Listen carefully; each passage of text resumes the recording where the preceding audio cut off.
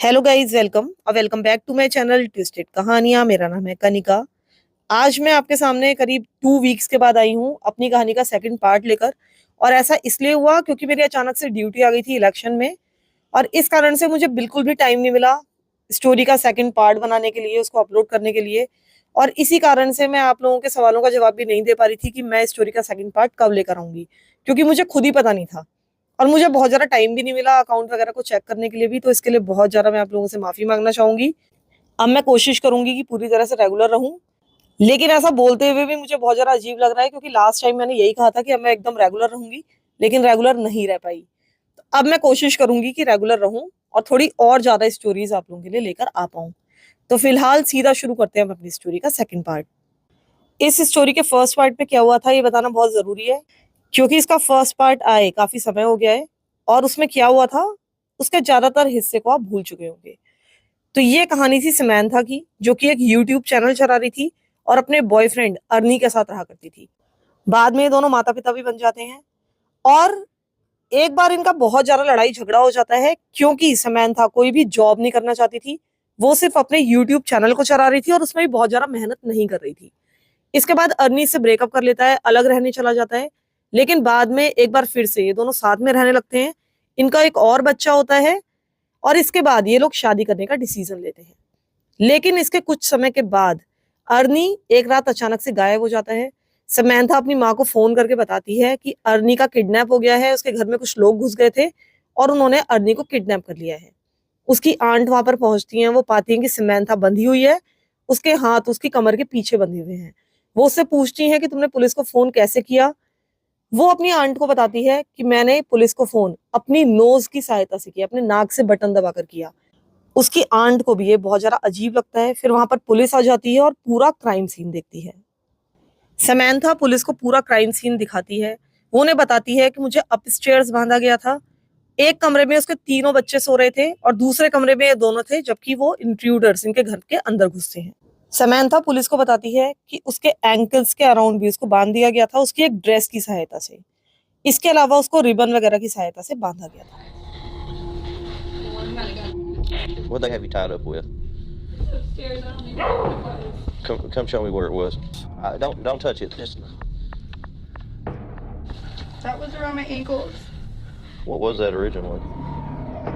They got that out of my top drawer. It was a Was that dress. a dress and the ribbon? The ribbon they had with them. Okay, they brought that pink ribbon with them, or did it come from out of there? They may have got it out of there before they woke us up. They were using this to tie him up with. I don't know what this is, but they were using that to tie him up with. Okay. अब police वाले वहां पर चारों ओर देख रहे थे, लेकिन उनको बहुत ज्यादा अजीब लग रहा था। उनको कुछ ना कुछ ऑफ लग रहा था। उनको बहुत सारे क्राइम सीन्स पर जाने की आदत थी, और जनरली उन्हें पता था कि जो क्राइम सीन्स होते हैं वो कैसे दिखते हैं। लेकिन ये एक बहुत ही डिफरेंट क्राइम सीन दिख रहा था। इसको देखकर बिल्कुल भी ऐसा नहीं लग रहा था कि यहाँ पर कोई जबरदस्ती घुसा होगा और यहाँ पर कोई भी किडनैप हुआ होगा, क्योंकि यहाँ पर कोई भी स्ट्रगल के निशान नजर पुलिस को नहीं आ रहे थे। इसके अलावा इनके घर से कुछ भी चुराया नहीं गया था। तो ये बात बहुत ही वियर्ड थी कि 3 स्ट्रेंजर्स इनके घर में घुसते हैं, इतना ज्यादा रिस्क लेते हैं, अर्नी को किडनैप करते हैं, लेकिन ना तो वो कुछ चुराते हैं और ना ही किसी को भी नुकसान पहुंचाते हैं। बस वो अर्नी को लेकर वहां से चले जाते हैं। इस घर को सिर्फ एक ही नुकसान पहुंचा था, और वो ये था कि जो मेन डोर था उसको लात मारी गई थी, उसको तोड़ा गया था। ये सारा का सारा क्राइम सीन बहुत ज्यादा स्टेज लग रहा था। ऐसा बिल्कुल नहीं लग रहा था कि वाकई में यहाँ पर क्राइम हुआ होगा। अब पुलिस वालों ने समैंथा को इंटरव्यू करना शुरू किया। समैंथा से जब क्वेश्चनिंग की गई तो उसने बताया कि मैं पूरी तरह से सोई हुई थी, बहुत गहरी नींद में थी। जब वो 3 आदमी इसके घर में घुसे तो उसे कुछ भी पता नहीं चला। जब उसके ऊपर से चादर खींची गई तब इसको पहली बार इन तीनों के बारे में पता चला। इसकी चादर खींचकर इसको जगा दिया गया और उसके बाद इसको फर्श पर फेंक दिया गया। तब पहली बार इसने इन तीनों आदमियों को देखा था। उसके बाद समैंथा ने पुलिस वालों को बताया कि वो अर्नी को बहुत बुरी तरीके से, बहुत ही वायलेंटली पीट रहे थे, और बाद में इन्होंने समैंथा को फेस डाउन करके लिटा दिया। और उसके बाद उनके हाथ में एक ब्लेड जैसी चीज थी, जो कि उन्होंने समैंथा के गले पर रख दी। उसके बाद इन लोगों ने मेरे हाथों को बांधना शुरू कर दिया। उस समय मैंने संघर्ष करने की काफी कोशिश कर रही थी, लेकिन कोई फायदा नहीं हुआ। अर्नी को ये लोग लगातार पीट रहे थे और उसकी आवाजें मैं सुन सकती थी। me down on the floor face down and press the blade that he had against my throat. And while he's telling him tying my hands, there's just fighting going on. And they kept hitting him, they kept hitting him. अब police वालों ने Samantha से पूछा कि वो तीनों आदमी कैसे दिखते थे, उनके डिटेल्स बताओ। तो इसने बताया कि उन तीनों ने ही काले रंग के कपड़े पहने हुए थे और मास्क लगाए हुए थे। इस कारण से उसने उन तीनों के चेहरे नहीं देखे। उसने पुलिस वालों को बताया कि जब इन तीनों आदमियों ने उसको अच्छी तरीके से बांध दिया, उसके बाद इन्होंने अर्नी को किडनैप किया और जब वो अर्नी को किडनैप करके वहां से ले गए, तब किसी तरीके से इसने अपनी माँ को फोन कर दिया था अपनी नाक की सहायता से। जिस समय समंथा से क्वेश्चनिंग हो रही थी, उस दौरान पुलिस वाले लगातार अर्नी की तलाश कर रहे थे और सबसे ज्यादा वो अर्नी के सेल फोन की लोकेशन को ढूंढने की कोशिश कर रहे थे, क्योंकि समंथा ने इन लोगों को बताया था कि इंट्रूडर्स अर्नी के साथ साथ उसका सेल फोन भी ले गए थे। अब पुलिस वालों को लगा कि ठीक है, अर्नी के पास उसका सेल फोन भी है तो वो उसको आराम से ट्रैक डाउन कर लेंगे, कम से कम उन्हें पता चल जाएगा कि इंट्रूडर्स किस डायरेक्शन में गए हैं। अब इन लोगों को एक गुड न्यूज भी मिली, क्योंकि उनको एक लोकेशन का पता चल गया था। अब उन्होंने समंथा को ये सारी चीजें बताई। उन्होंने समंथा को बताया कि कम से कम हमें पहली लोकेशन का पता है कि वो किस तरफ गए हैं। उन्होंने समंथा को विश्वास जताया कि होपफुली हम जल्दी ही तुम्हारे हस्बैंड को ढूंढ लेंगे। इधर जब अर्नी की तलाश चली रही थी, उसी दौरान समंथा से भी लगातार क्वेश्चनिंग चल रही थी। अब समंथा का बिहेवियर पुलिस वालों को बहुत जरा अजीब लगने लगा था। उनको उसकी बातों की सच्चाई पर शक होने लगा था और कहीं ना कहीं समंथा के ऊपर से उनका विश्वास डिगने लगा था। कई बार पुलिस वालों को ये बहुत वियर्ड लगता था कि लगातार समंथा उनको बताती रहती थी कि उसका और अर्नी का रिलेशनशिप कितना ज्यादा परफेक्ट था, वो लोग कितना ज्यादा एक दूसरे को प्यार करते थे और इनके बीच में कोई भी प्रॉब्लम नहीं थी। एक तरह से पुलिस वालों को अपने संबंधों के बारे में कन्विंस करने की लगातार कोशिश कर रही थी। हालांकि पुलिस वालों को पता था कि जितना परफेक्ट ये अपना रिलेशनशिप दिखा रही है, उतना परफेक्ट ये था नहीं, क्योंकि शायद आपको याद होगा वो वाला इंसिडेंट जबकि इसने डोमेस्टिक अब्यूज की कंप्लेंट पुलिस स्टेशन में जाकर कर दी थी। पुलिस वालों को भी इस घटना के बारे में पता था। वो जानते थे कि अपने हस्बैंड के ऊपर एलिगेशंस लगा चुकी है। अब ये झूठ थे या सच थे, ये तो उन्हें पता नहीं था, लेकिन ये जरूर पता था कि इनके संबंध कहीं ना कहीं खराब थे। पुलिस वाले बार बार समंथा से उसी घटना के बारे में पूछ रहे थे कि किस तरह से इसके घर में घुसे थे, किस तरह से वो अर्नी को किडनैप करके ले गए थे। वो बार बार समंथा को बुलाते थे, उससे क्वेश्चनिंग करते थे और समंथा को क्वेश्चन करते करते वही सेम क्वेश्चन पूछते पूछते बहुत लंबा समय हो चुका था, लेकिन वो लगातार अपने आप को रिपीट करती जा रही थी। वो यही कहती रहती थी कि मुझे पता नहीं कि क्या चल रहा है, आप लोग बार बार मुझसे ये सवाल क्यों पूछ रहे हैं, मुझे किसी भी घटना के बारे में कोई भी क्लू नहीं है, बस मुझे ये पता है कि कुछ अनजान लोग घुसे थे और अर्नी को वहां से लेकर चले गए। पुलिस वाले केवल समंथा को बीच बीच में ब्रेक देते थे थोड़ी देर के लिए, लेकिन उसकी क्वेश्चनिंग लगातार चल रही थी। उसके बाद अगले दिन करीब सुबह के 9 बजे समंथा ने अपनी स्टोरी थोड़ी सी चेंज कर ली। उसने अब पुलिस वालों से कहना शुरू किया कि मैं शायद जानती हूँ कि ऐसा किसने किया होगा, लेकिन मैं उन लोगों के नाम आपको बताऊं उससे पहले मैं अश्योरेंस चाहती हूँ कि मैं किसी मुसीबत में नहीं पड़ूंगी। और इसी कारण से अभी तक की इंफॉर्मेशन मैंने अपने पास रखी थी, क्योंकि मुझे अपनी और अपने बच्चों की सलामती की चिंता थी। अब समंथा ने बताया कि कुछ दिनों पहले मैं हॉस्पिटल गई थी अपनी चाइल्डहुड फ्रेंड शर्ला से मिलने के लिए। वहां पर इसकी फ्रेंड शर्ला का सी सेक्शन होना था और वहां पर वो एक और व्यक्ति से मिली। ये जो व्यक्ति था ये 25 इयर्स ओल्ड जोनाथन सैनफोर्ड था और उसकी फ्रेंड शर्ला का बॉयफ्रेंड था। ये जो व्यक्ति था ये कुछ दिनों पहले ही जेल से रिहा हुआ था। फिलहाल ये हॉस्पिटल में था इसकी फ्रेंड शर्ला के साथ और वहां पर जाने के बाद समंथा इन दोनों से बातें करने लगी। समंथा उनको अपनी जिंदगी के बारे में बताने लगी, अपने हस्बैंड के बारे में बताने लगी कि किस तरह से वो उसके ऊपर शक करता है, हमेशा उसको चेक करता रहता है और उसके साथ अब्यूज करता है। ये सारी चीजें वो जनरली सबको बता दिया करती थी। उस दिन जोनाथन ने भी इस कन्वर्सेशन को ज्वाइन किया था और उसने खुद सामने से आकर समंथा से कहा था कि वो और उसका साला यानी कि ब्रदर इन लॉ जोज, ये दोनों अर्नी को आउट ऑफ द पिक्चर कर सकते हैं, यानी कि रास्ते से हटा सकते हैं। समंथा ने पुलिस को बताया कि उस समय उसको समझ में नहीं आया था कि आउट ऑफ द पिक्चर करने का क्या मतलब है, लेकिन अब मुझे ऐसा लगता है कि शायद जोनाथन और उसके ब्रदर इन लॉ ने ही ये सारा का सारा कांड किया होगा। उसने ही कहा था कि मैं अर्नी को रास्ते से हटा दूंगा। समंथा ने पुलिस वालों को बताया कि मैं कुछ बार अपनी फ्रेंड से मिलने के लिए हॉस्पिटल में गई, हर बार मुझे व्यक्ति जोनाथन वहां पर मिला, मेरी उससे वहां पर बातचीत हुई, लेकिन इसके अलावा पहले से मेरे उसके साथ कोई भी रिलेशनशिप नहीं थे।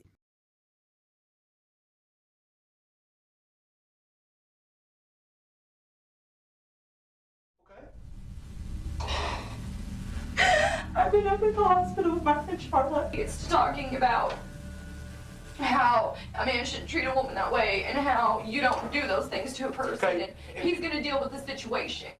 अब पुलिस वाले सीधा गए और उन्होंने जोनाथन को सीधा अरेस्ट किया और उसको क्वेश्चनिंग के लिए लेकर आए।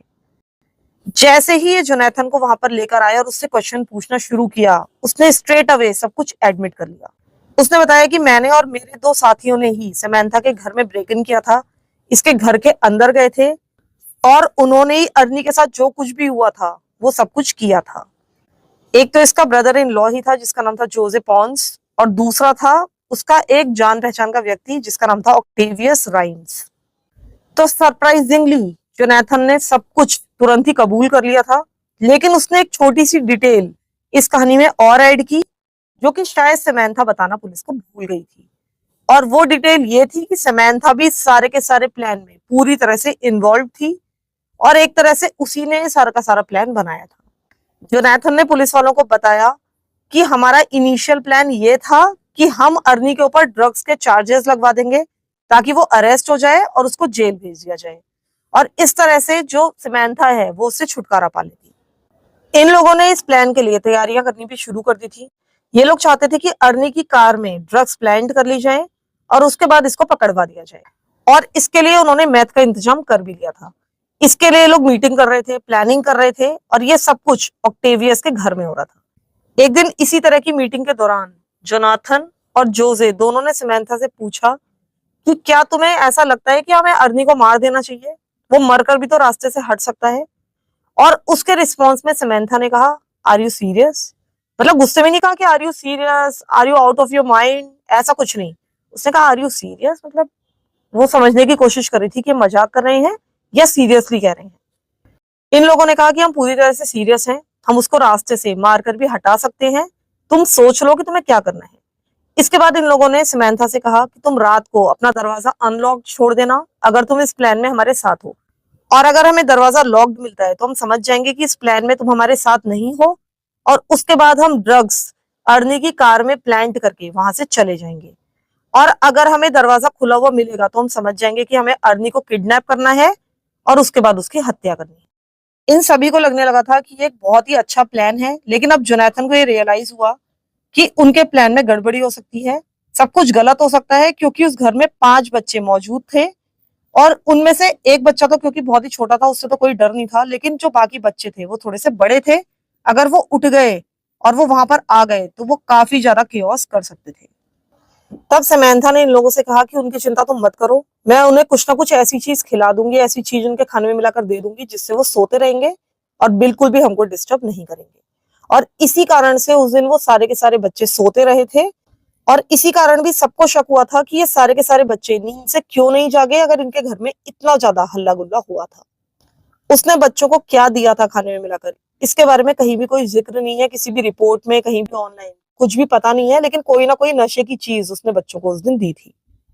ये सारा प्लान बनाने के बाद जोनाथन और ऑक्टेवियस ये दोनों समंथा को उस रात इसके घर पर ड्रॉप करके आते हैं, और उस समय करीब करीब आधी रात का समय हो चुका था।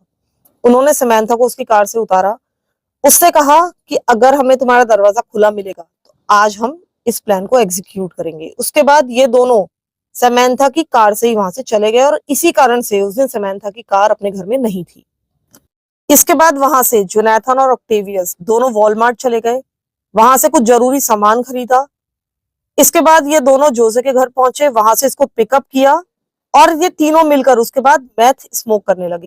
ये वो ही मैथ था जो कि ये लोग अर्नी की गाड़ी में प्लांट करने वाले थे। इसके बाद ये तीनों समंथा के घर पर पहुंचे। जब उन्होंने उसके डोर को टेस्ट किया तो उन्होंने पाया कि अनफॉर्चुनेटली समंथा ने दरवाजा खुला ही छोड़ दिया था, यानी कि वो चाहती थी कि अर्नी को मार दिया जाए। ये तीनों दरवाजा खोलकर घर के अंदर एंटर होते हैं, सीधा अर्नी और समंथा के रूम तक जाते हैं। उसके बाद अर्नी और समंथा जो कि सोए हुए थे, शायद समंथा नहीं सोई हुई होगी, लेकिन अर्नी अच्छा खासा सोया हुआ था गहरी नींद में। ये अर्नी को पकड़कर झंझोड़ कर उसके बेड से नीचे उतारते हैं और बुरी तरीके से पीटने लगते हैं। समंथा को उसके बेड पर ही छोड़ दिया जाता है। वो जाग चुकी थी और सब कुछ होते हुए अपनी आंखों से देख रही थी। इसके बाद ये लोग अर्नी को घसीटते हुए घर से बाहर लेकर जाते हैं। उसके पास उसका सेल फोन भी था। ये लोग अर्नी को समंथा की ही कार में डालते हैं क्योंकि समंथा की कार ही इनके पास थी। इसके बाद इनमें से एक दो लोग घर के अंदर वापस लौटते हैं। वो समंथा से कहते हैं कि हम तुम्हें बांध देते हैं ताकि तुम्हारी स्टोरी बहुत ज्यादा बिलीवेबल लगे। इसको बांधने से पहले, यानी समंथा को बांधने से पहले, समंथा इनसे कहती है कि मैं अपनी माँ को कॉल कर लूं, उसके बाद तुम मुझे बांध देना। इसके बाद ये अपनी माँ को फोन करती है, बुरी तरह से रोते हुए, चीखते चिल्लाते हुए उसको सब कुछ बताती है। और उसके बाद ये लोग समंथा को बांध देते हैं और यहाँ से चले जाते हैं। इसके बाद ये लोग अर्नी को लेकर पास के कैंप काउंटी में जाते हैं, जो कि टेक्सास में था। वहां के एक जंगल में जाते हैं और वहां पर अर्नी के सिर के पीछे गोली मारकर जोसे उसकी हत्या कर देता है। ये सारी की सारी कहानी जोनाथन ने पुलिस को सुनाई थी और जब उसने मर्डर के सारे डिटेल्स बताए तब पुलिस ने इससे पूछा कि क्या तुम हमें मर्डर साइट पर ले जा सकते हो, क्या तुम दिखा सकते हो कि ये सारी चीजें कहां पर हुई थी। अब जोनाथन उन्हें उसी जंगल में लेकर जाता है। वहां पर से इनको अर्नी की बॉडी भी मिल जाती है और उसके बाद पुलिस वाले जोसे और ऑक्टेवियस दोनों को अरेस्ट कर लेते हैं। अब ये तीनों के तीनों पुलिस की कस्टडी में थे। इन्होंने सब कुछ कबूल कर लिया था। इधर जो समंथा थी उसको कुछ भी पता नहीं था और अब पुलिस वालों को समंथा से डील करना था। इधर जब पुलिस वाले सारी की सारी इंटेरोगेशन कर रहे थे, इन लोगों के साथ डील कर रहे थे, समंथा इंटेरोगेशन रूम में बैठी हुई थी और बहुत ही अजीब सा बिहेवियर कर रही थी, जैसा कि वो हमेशा करती थी। वो अपनी one of the favourite things कर रही थी और वो थी कैमरे के साथ खेलना, जैसा कि वो अपने यूट्यूब चैनल पर करती थी। उस कमरे में एक छोटा सा व्हाइट बोर्ड रखा हुआ था। वो अचानक से उठती है और व्हाइट बोर्ड पर लिखने लगती है, have you found my husband yet. हालांकि उसे पता था कि उसका हस्बैंड मारा जा चुका है, उसने खुद ही अपने हस्बैंड की हत्या कराई थी, लेकिन उसके बाद भी उसकी इतनी हिम्मत थी कि वो इस तरह की हरकतें इंटेरोगेशन रूम में बैठकर कर रही थी। इसके बाद पुलिस वाले इंटेरोगेशन रूम में वापस लौटते हैं। वो सीधा समंथा के पास जाते हैं, उसे सब कुछ बताते हैं कि हमें पता है कि तुमने क्या क्या किया है और तुम्हारे साथ कौन कौन शामिल था और हमें अर्नी की बॉडी मिल चुकी है। उन्होंने समंथा को बताया कि हम तुम्हें अब अरेस्ट करने वाले हैं, तुम्हें जेल में बंद करने वाले हैं और हमें सब कुछ पता है कि तुम कितनी ज्यादा झूठी हो। अब ऑब्वियसली समंथा वहां पर क्लेम करने लगती है कि मैंने कुछ नहीं किया है, इस हत्या से मेरा कोई भी लेना देना नहीं है, मैं कुछ भी नहीं जानती हूँ।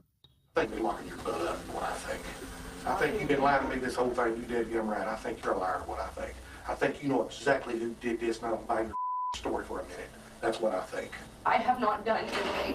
Well, I didn't have it done, and I did not do anything. लेकिन पुलिस वाले अब उसकी सच्चाई समझ चुके थे। उन्होंने सीधा समंथा के ऊपर अर्नी के मर्डर के चार्जेस लगाए, जिसके लिए उसने नॉट गिल्टी प्लीड किया। अब प्रोसिक्यूटर के लिए मेन टास्क ये था कि ये साबित करे कि समंथा वाकई में इस केस में इन्वॉल्व थी। वो लगातार यही प्लीड कर रही थी कि वो इनोसेंट है और उसका इस हत्या से कोई भी लेना देना नहीं है। और उसने ये भी कहा कि वो जोनाथन से कभी भी हॉस्पिटल के बाहर नहीं मिली है। उसकी जो थोड़ी बहुत मुलाकात हुई थी वो सिर्फ हॉस्पिटल के अंदर हुई थी। लेकिन जब ट्रायल शुरू हुआ तो जोनाथन सामने आया। उसने बताया कि ये झूठ बोल रही है और उसने ये भी बताया कि मर्डर से एक दिन पहले तक मैं इसके बच्चों की देखभाल करने में इसकी मदद कर रहा था और मैं इसको लेकर, यानी कि समंथा को लेकर और इसके बच्चों को लेकर वॉलमार्ट भी गया था और इसके लिए आप सीसीटीवी फुटेज को चेक कर सकते हैं। इसके अलावा एक और गवाह सामने आ गया था टेस्टिफाई करने के लिए और वो थी जोसे की गर्लफ्रेंड, जो कि उस समय घर में ही मौजूद थी जिस समय ये लोग अर्नी के मर्डर की सारी प्लानिंग कर रहे थे। इसने बताया कि समंथा एक्टिवली पार्टिसिपेट कर रही थी सारी की सारी कन्वर्सेशन में और उसने ये कहते सुना था कि मैं अर्नी को रास्ते से हटाना चाहती हूँ क्योंकि वो मुझे अब्यूज करता है। जो सबसे इंपॉर्टेंट एविडेंस था वो ये था कि जिस समय समंथा इंटेरोगेशन रूम में थी उसके पास उसका मोबाइल फोन भी था। और आपको मैंने पहले बताया इसी पार्ट में कि पुलिस वालों ने समंथा को बताया था कि उसके हस्बैंड का सेल फोन एक्टिव है और इस कारण से हम उसकी लोकेशन का पता लगा लेंगे। जैसे ही समंथा को ये चीज पता चली उसने पुलिस वालों से कहा कि वो अपनी मदर को फोन करने जा रही है, लेकिन वो सीधा फोन लेकर बाहर निकली। उसने मैसेजेस करने शुरू किया ऑक्टेवियस को। जो पहला मैसेज उसने किया वो ये था कि किल अर्नेस्ट फोन। उसके बाद एक और टेक्स्ट मैसेज किया, शट दैट शिट डाउन। और उसके बाद थोड़ी देर के बाद उसने एक और टेक्स्ट मैसेज किया उसमें इसने लिखा था डिच फोन मूव। उसके बाद इसको ऐसा लगा कि मैं बहुत ज्यादा इंटेलिजेंट हूँ, बहुत ज्यादा क्लेवर हूँ। उसने सारे के सारे मैसेजेस डिलीट कर दिए और उसको लगा कि ये सारे के सारे मैसेजेस पुलिस वालों को कभी भी नहीं मिलेंगे। जब ये सारे के सारे सबूत कोर्ट के सामने आए तब ज्यूरी ने समैंथा वॉलफोर्ड को गिल्टी पाया एग्रेवेटेड किडनैपिंग का और मर्डर का। उसको 99 इयर्स प्रिजन सेंटेंस मिला मर्डर के लिए और 50 इयर्स का प्रिजन सेंटेंस मिला एग्रेवेटेड किडनैप के लिए। ये दोनों ही जो सजाएं हैं वो कॉन्जिक्यूटिवली चलेंगी और वो कभी भी जेल से बाहर अब नहीं आ पाएगी। इधर जोनाथन और जोजे इन दोनों ने ही गिल्टी प्लीड किया। इस कारण से इन दोनों का ट्रायल नहीं चला और इन दोनों को ही 50 इयर्स ऑफ प्रिजन की सजा मिली मर्डर के लिए और किडनैप के लिए। इधर जो ऑक्टेवियस था इसने नॉट गिल्टी प्लीड किया, उसका ट्रायल चला, उसमें उसको गिल्टी पाया गया और उसको 93 इयर्स का प्रिजन सेंटेंस मिला। अब यहाँ पर सिर्फ एक ही चीज रह गई थी और वो थी मोटिव, कि किस कारण से समैंथा ने इतना बड़ा कदम उठाया, क्योंकि कोई भी क्लियर मोटिव नजर नहीं आ रहा था। ना तो अर्नी के पास बहुत ज्यादा पैसा था कि उसका मर्डर करके इसका पैसा इसको मिल जाता, ना ही अर्नी ने इतना ज्यादा कोई समैंथा को परेशान किया था जिसके कारण से वो उससे छुटकारा पाती। अर्नी तो वैसे भी उससे अलग होना चाहता था। तो बहुत क्लियर तो कुछ भी नहीं है, लेकिन यही माना जाता है कि जो अर्नी था वो समैंथा को जल्दी ही छोड़ने वाला था और शायद वो अपने बच्चों की कस्टडी भी ले लेता और इसी कारण से डर कर समैंथा ने उसका मर्डर करवा दिया था। हालांकि मुझे इस थ्योरी पर भी कोई बहुत ज्यादा भरोसा नहीं है कि ये सच में ऐसा हुआ होगा। उसको अपने बच्चों की इतनी ज्यादा चिंता थी जिस कारण से उसने अर्नी का मर्डर करा दिया, लेकिन यही थ्योरी फिलहाल माननी पड़ेगी क्योंकि इसके अलावा कोई भी रेलेवेंट थ्योरी फिलहाल सामने नहीं आई है। कुछ लोग ये भी मानते हैं कि समैंथा ने ये सब कुछ अटेंशन गेन करने के लिए किया, वो बस किसी भी तरीके से फेमस होना चाहती थी। कुछ लोग कहते हैं कि वो अपने YouTube चैनल को भी बड़ा करना चाहती थी, $1 मिलियन स्टार बनना चाहती थी। लेकिन मुझे ये चीज भी बहुत ज्यादा अजीब सी लगती है क्योंकि जब वो जेल में रहेगी तो अपना YouTube चैनल वहां से नहीं चला सकती, ऑब्वियसली वो कभी भी जेल से बाहर भी नहीं आ सकती है। तो वो अपना YouTube चैनल बड़ा करके या इस तरह से एक नेगेटिव स्टार बनकर पता नहीं क्या ही कमा लेगी, क्या फायदा हो जाएगा। तो ये चीज भी मुझे बिल्कुल समझ में नहीं आई। तो इस थ्योरी पर मुझे बिल्कुल भी विश्वास नहीं है, लेकिन ये है कि वो एक फेमस व्यक्ति बन चुकी है जो कि वो हमेशा से बनना चाहती थी। एक बात और है कि ये जो समैंथा नाम की महिला थी ये एक बहुत ही डिल्यूजनल वर्ल्ड में जीती थी। वो अटेंशन के लिए कुछ भी कर सकती थी। उसके कई सारे वीडियोस को देखकर पता चलता है कि वो बहुत अजीब सी, बहुत वियर्ड टाइप की बातें किया करती थी। वो अपने वीडियोस में कहती थी कि बहुत सारे लोग उसको देखते रहते हैं, उसे एडमायर करते रहते हैं। उसने ये भी कहा एक बार कि you got a fake it till you make it. इसके अलावा उसने अपने फैंस के लिए एक पीओ बॉक्स भी सेट कर रखा था ताकि जो उसके फैंस थे वो उसको गिफ्ट वगैरह, उसको लेटर्स, उसको मेल्स भेज सकें, जिस तरह से सेलिब्रिटीज करते हैं या जो बहुत बड़े यूट्यूबर्स हैं वो भी करते हैं, क्योंकि वो उनकी मजबूरी है। अगर उनके फैंस उनको कुछ भेजना चाहें तो वो उनको अपना एड्रेस नहीं दे सकते, इस कारण से उनको पीओ बॉक्स सेटअप करना पड़ता है। यहाँ तक कि वो अपने वीडियोस में कहती भी थी कि मेरे पास एक पीओ बॉक्स है, अगर आप मुझे फैन मेल भेजना चाहते हैं, अगर कुछ भी भेजना चाहते हैं तो उस पोस्ट ऑफिस बॉक्स पर भेज सकते हैं, जो कि अपने आप में एक बहुत ही अजीब सी बात है। ऐसा कोई भी स्टार, कोई भी सेलिब्रिटी नहीं कहता है। सब यही कहते हैं कि आप हमको चीजें मत भेजिए, हमको मेल्स वगैरह कर दीजिए, ईमेल्स, लेटर्स वगैरह मत भेजिए। लेकिन ये कहीं ना कहीं चाहती थी कि बड़े बड़े सेलिब्रिटीज की तरह इसके पास भी फैन मेल्स आए। And I wanted to tell everybody, like, I do have a P.O. box if you want to send fan mail. इसके अलावा अपने कुछ वीडियोस में ये बात कर रही है मूवीज में काम करने की, कि मैं कुछ मूवीज में काम कर रही हूँ, जिनमें से एक मूवी में उसके साथ थे जिरार्ड बटलर और एक में थे रूनी, रूनी मारा। तो वो ये भी कहती थी कि मैं इन मूवीज की स्टार हूं और जल्दी ही ये मूवीज आपके सामने आएंगी। हो सकता है कि उसने इन मूवीज में काम किया हो एक एक्स्ट्रा के तौर पर, लेकिन ये सारी चीजें कभी भी बाद में भी कंफर्म नहीं हो पाई। तो यही माना जा सकता है कि ये सब कुछ मनगढ़ंत बातें थी और ये लोगों का अटेंशन गेन करने के लिए झूठ बोल रही थी, अपने यूट्यूब चैनल को बड़ा करने के लिए। Really, I've been working a lot. I've been doing some extra work on some movies, and that's been really fun. I did a Gerard Butler movie here recently, and so that's really cool. There's another one that has Rooney. I can't remember her. Rooney Mara. yeah, she was the star of the other one I was in here recently, and that's been a blast. Everything's been so much fun working on that. वो लोगों को बताती थी कि उसकी life बहुत ज्यादा crazy है, उसके पास 2 सेट हैं ट्विंस के बच्चों के रूप में, उसके कुल मिलाकर 5 बच्चे हैं और इस कारण से उसकी जिंदगी बहुत ही अजीब सी हो गई है। वो 2010 से 2014 तक अपने वीडियोस अपलोड कर रही थी और उस समय वहां पर 2010 से 14 तक रियलिटी टीवी का पीक था। बहुत सारे ऐसे रियलिटी टीवी शोज आते थे जहां पर लोग बस अपनी लाइफ दिखाते थे, कुछ नहीं करते थे और आराम से बहुत ज्यादा पैसा कमा रहे थे अपनी स्क्रिप्टेड लाइफ्स को जी जी कर। इसके लिए वो बहुत ज्यादा फेमस भी हो गए थे और कहीं ना कहीं इसी कारण से समंथा को लगने लगा था कि वो भी इस तरह से फेमस हो सकती है अपनी जिंदगी को दिखाकर। जिस तरह की भी नॉर्मल जिंदगी वो जी रही है बस उसको दिखाना है और उससे वो आराम से फेमस हो जाएगी। अब उसको पता था कि उसकी जिंदगी में कुछ भी इंटरेस्टिंग तो है नहीं, तो वो अपनी जिंदगी को ओवर ड्रामेटाइज करने की कोशिश करती थी। कई बार वो अपने वीडियोस में झूठ बोलती थी, जैसे कि एक बार उसने कहा कि उसका घर जल गया है और जलकर मिट्टी में मिल गया है, जबकि ऐसा कुछ भी नहीं हुआ था।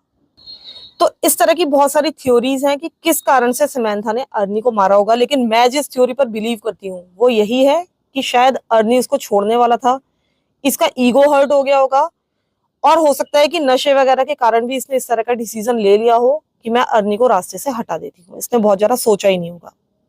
तो फिलहाल समंथा फेमस हो गई, वो एक स्टार बन गई। भले ही वो स्टार किस सेंस में बनी है आपको पता ही है, लेकिन फिलहाल हर कोई उसके देश में उसको जानता है। तो आज के लिए इतना ही। आप लोग मुझे बताइएगा कि ये स्टोरी आपको कैसी लगी। प्लीज चैनल को सब्सक्राइब भी कर दीजिए, मेरे दूसरे चैनल को भी सब्सक्राइब कर दीजिए, वहां भी मैं जल्दी ही स्टोरी लाऊंगी। 1-2 दिन में स्टोरी लेकर आती हूँ। स्टोरी रिकॉर्डेड है, बस उसको एडिट करके अपलोड करना है। तो फिलहाल के लिए इतना ही। प्लीज इस वीडियो को लाइक कर दीजिए। Thank you so much for listening to my stories. Thank you so much.